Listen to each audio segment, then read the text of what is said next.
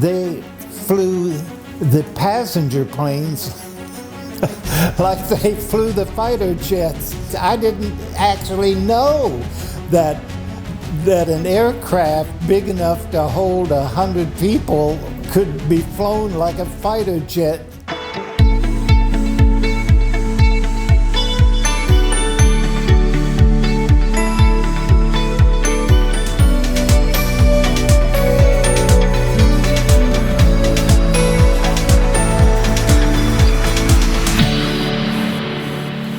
Well, it's really good to invite you to share these moments with me. I've had rather an exciting life and traveled, let's see, it's been 35 states and 23 countries. And I just felt like there were some special events and happenings that might help you in your travels. What I would like to share with you is the modes of transportation. Now, in visiting 23 countries, the main way that we traveled was aircraft. What I do want to share with you, because I think this will help in scheduling your own travel activity, and that is how they service you. The approach that the airline takes. So let's spend a little time on that. Now, here in the United States, I wound up with a real favorite, and that was Delta. Never did register a complaint with Delta Airlines. So going overseas, there were two that were absolutely outstanding. And one was Lufthansa, the German airline. They know how to treat their passengers, but I'll share one other that I think might be just a little bit better than that, and that's the Korean Air. Wow, they really know how to spoil their passengers. Do you need a warm cloth to put on your forehead? They almost bring it before you can ask for it. I found it rather amazing. But there was such a variance in the aircraft in China. Not bad, just not up to the German and South Korean airlines. They were the best in my experience.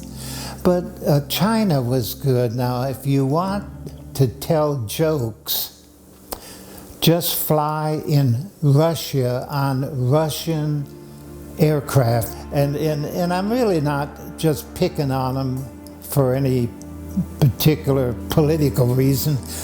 But it was funny because they didn't really repair. Example, one of my friends who was traveling with me sat down in the Russian aircraft and leaned back, and the seat went all the way back into the lap of the person sitting behind them. They didn't maintain things, and there was no concern as far as the stewardess. The fact that the seat was broke really didn't matter.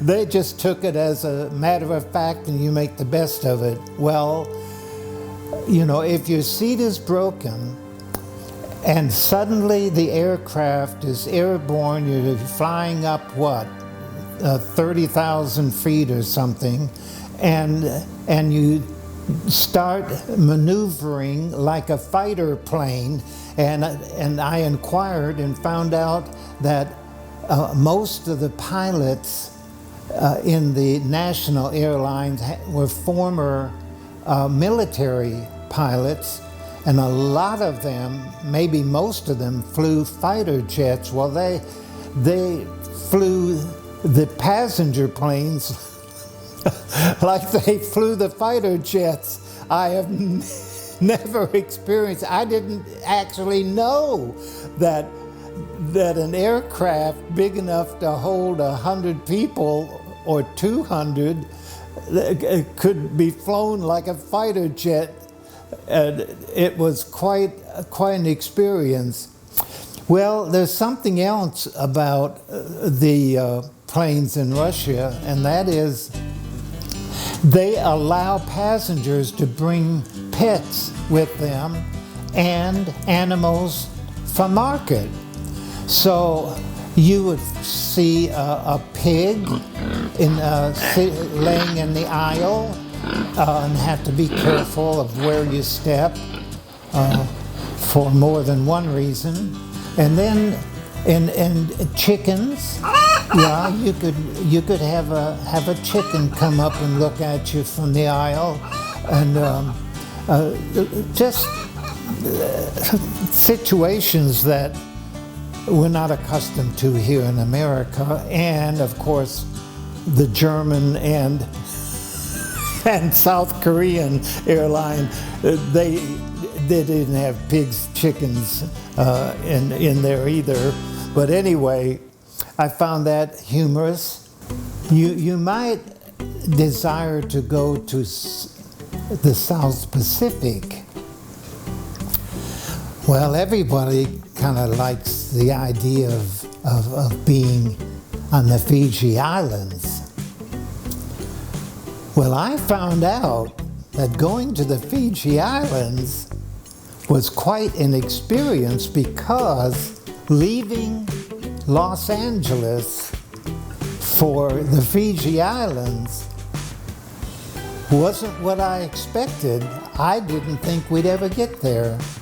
I forgot to ask, didn't know in advance, and we were in the air for 17 straight hours.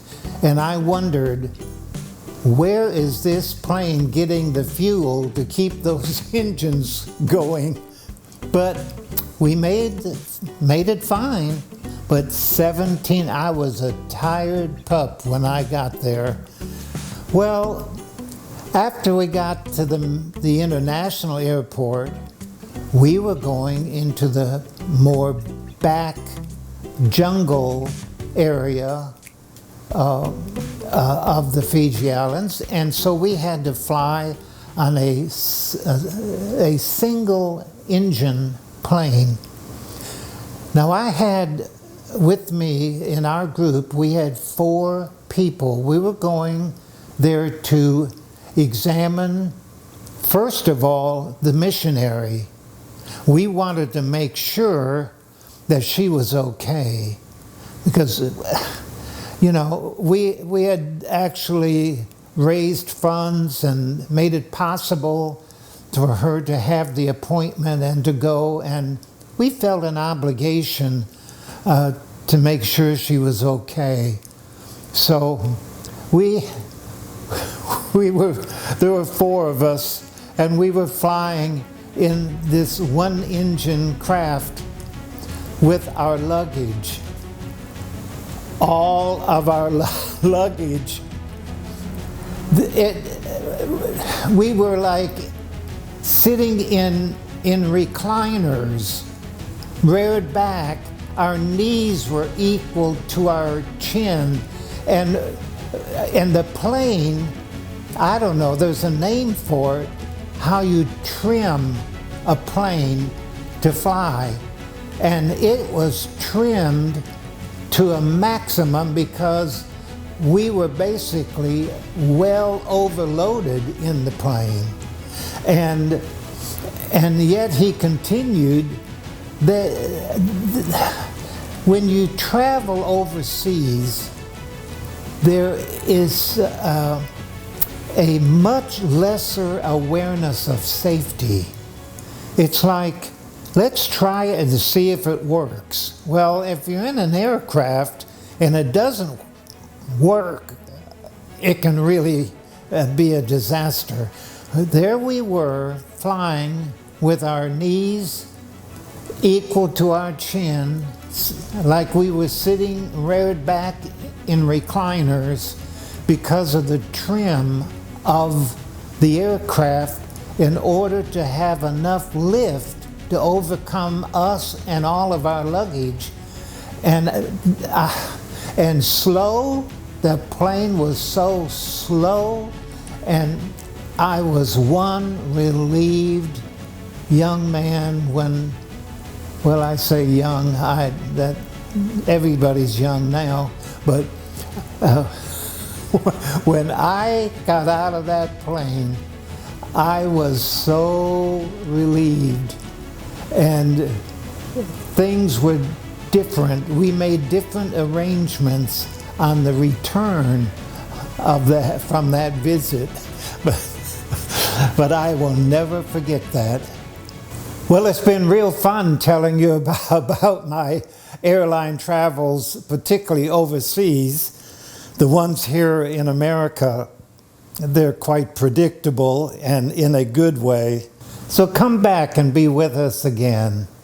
Thank you so much for your time.